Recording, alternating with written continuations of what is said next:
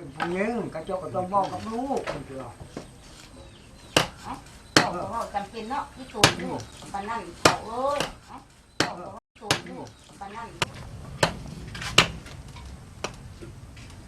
เล็กลูกอันเดียวนี่แม่มีเรื่องสิบอกลูกเด้อผู้สาวลูกหันเขาสิเอาผัวแล้วเมื่อคืนนี่ละเขาสิเอาผัวน่ะลูกยามันถอดลูกบ่ต้องเสียหมอกเสียใจลูกเด้อ